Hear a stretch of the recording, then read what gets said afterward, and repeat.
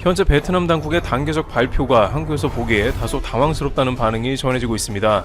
지난 4월 말 베트남 당국에 따르면 베트남이 전 세계적 상황에서 가장 먼저 승리를 선언하자마자 다양한 베트남 경제 자구책을 발표한 것인데, 이 중에 두드러지는 것 중 하나는 바로 안전여행 패키지 프로그램입니다. 베트남 경제는 현재 전 세계적 패닉 상황으로 인해서 가장 극심한 경제 타격을 본 곳 중 하나로 추정됩니다. 약 3만여 개의 회사들이 짧으면 3개월, 길어야 6개월 내로 폐업을 해야 할 정도로 상황이 좋지 않습니다.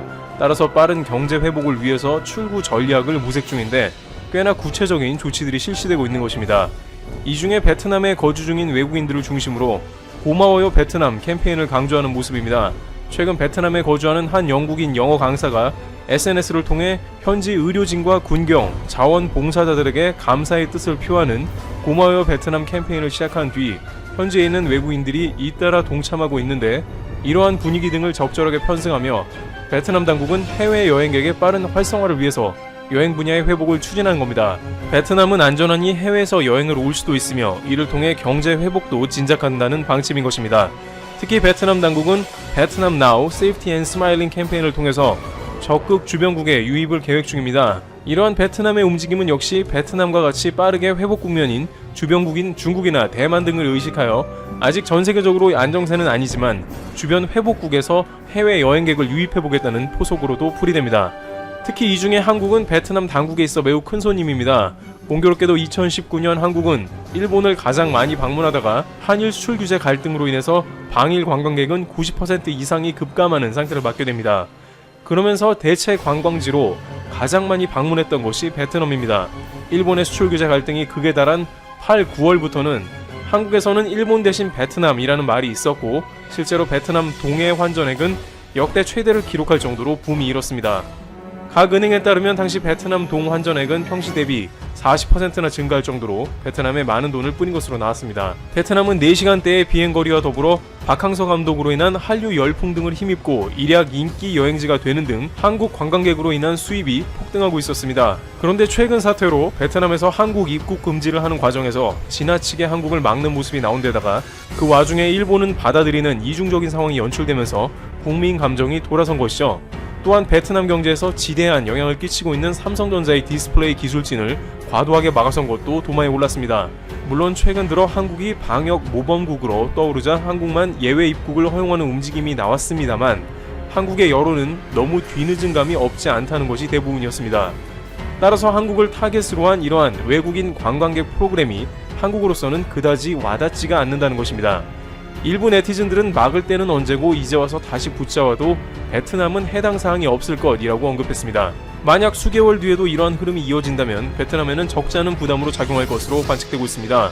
한국의 각종 대기업들이 현 사태로 인해서 베트남으로 생산 라인을 옮기려다가 한국이 나아지자 이를 철회한 것도 베트남 경제에는 호재를 놓친 것이 되며, 앞으로 산업활동에 변수가 많기 때문에 여행에 의지할 수밖에 없기 때문입니다. 특히나 한국의 경우에는 2019년에 폭발적인 성장을 보였는데 약 1,500만 명의 외국 관광객 중에 450만 명이나 한국인이 되었기 때문에 그 비율은 매우 크다고 할 수 있습니다.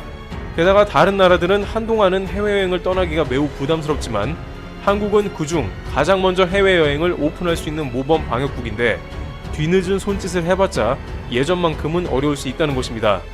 그러나 베트남은 한국과는 다른 체제로 당에서 추진하는 정책을 그대로 한국에도 공유할 것으로 관측되고 있습니다. 반대로 한국 입장에서도 순차적으로 해외여행을 갈 수 있을 것인데, 베트남은 먼저 갈 수 있는 해외여행국으로 리스트에 오를 것으로 전망되나 과연 많은 한국인이 다시 베트남에 찾아갈지 귀추가 주목되고 있습니다. 테르브튜브 여기서 마치겠습니다. 감사합니다. 베트남이 돌았습니다.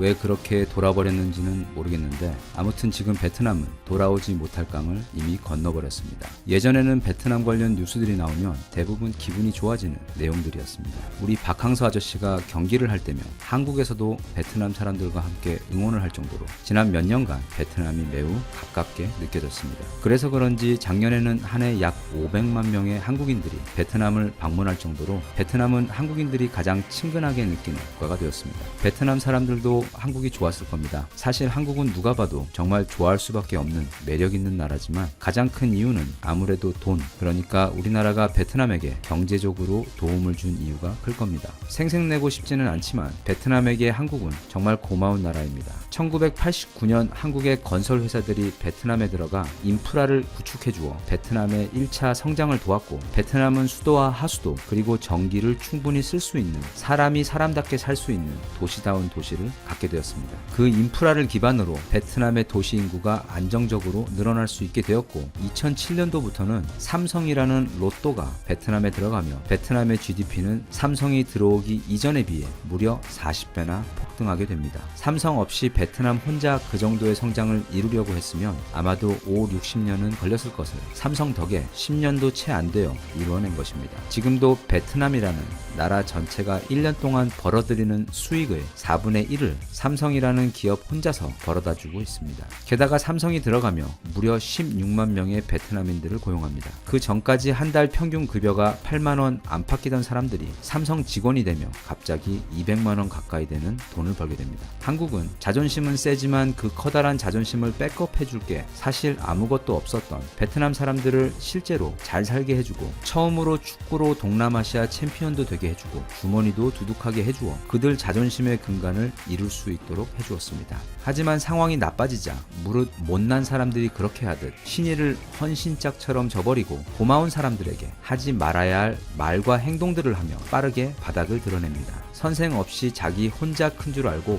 나대는 애송이처럼 말입니다. 우선 다들 기억하시겠지만 지난달 초 한국의 확진자 수가 중국 다음으로 많아지자 베트남은 숨도 쉬지 않고 한국 외교라인과 협의도 없이 즉시 한국인 입국 금지를 선포합니다. 그리고 이어서 비자 발급도 바로 중단해버립니다. 게다가 아시아나 항공을 통해 들어온 한국인 승객들의 여권을 빼앗아 버리고 강제 격리를 시키는 일까지 있었습니다. 여기까지는 이해합니다. 그쪽 의료 인프라 수준이 거의 구석기 시대 수준이라 자칫 병이 유행하면 아예 손을 쓸 수 없기 때문에 그런 조치들은 어찌 보면 이해해야 합니다. 그런데 그 이후부터 정말 찌질한 도발을 합니다. 예를 들면 세계가 인정하는 한국의 진단키트와 자기들이 만든 근본도 없는 이상한 진단키트를 비교하며 한국을 폄하하는 것입니다. 자기들이 만든 키트는 정확도가 무려 100%로 미국이나 일본 그리고 한국이 만든 것보다도 훨씬 더 우월하다며, 한국의 진단키트는 몇 시간이면 결과가 나오지만 그 결과는 대부분 가짜라는 근거도 없고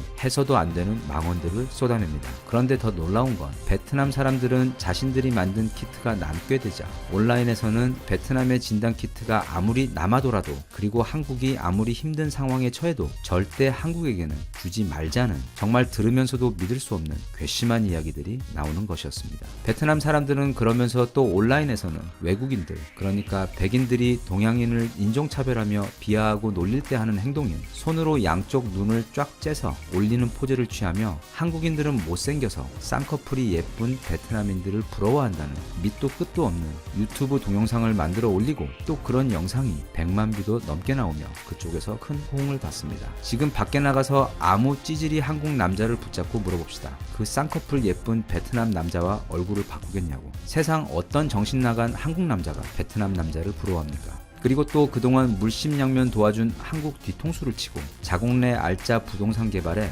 모두 일본 업체들과 손을 잡고 계약을 한 것이 얼마 전 밝혀졌습니다. 베트남 입장에서 그게 얼마나 큰 수익을 벌어다 줄 것이라고 믿었는지는 몰라도 국제사회도 하나의 시장이고 장기적인 관점에서 큰 부를 가져다 주는 건 결국 신뢰입니다. 다시 말하면 베트남은 이번 일본 계약건으로 약간의 수입은 얻겠지만 한국 기업들의 신뢰를 잃었습니다. 금을 주고 똥을 받는 멍청한 짓을 한 겁니다. 최근 벌어진 베트남 관련 일련의 사건들을 보면 베트남이 어떻게 한국에게 이럴 수 있는가 하는 생각이 듭니다. 배가 불렀습니다. 베트남이. 원래 좀 못난 애들이 그렇게 합니다. 복싱 체육관에서도 제일 무서운 애들이 체육관 다닌 지 한 3개월쯤 되는 고딩들입니다. 슬슬 주먹이 근질근질해지고 밖에서 깝치고 다니며 아무 아저씨한테나 시비 걸고 다니다가 제대로 처맞고 오는, 그렇게 정신적으로 한 단계 성장하게 되는 그런 시기가 대략 체육관 3개월 차입니다. 베트남의 경우 지금 그 3개월 차에 있는 것 같습니다. 한국이라는 훌륭한 귀인을 만나 기술도 주고 돈도 주고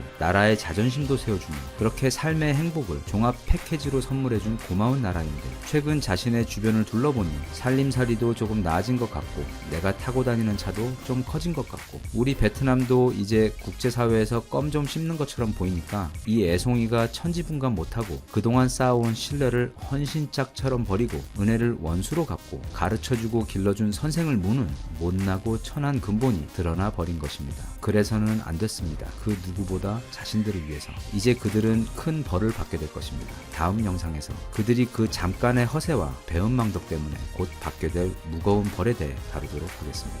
대한민국 만세. 감사합니다.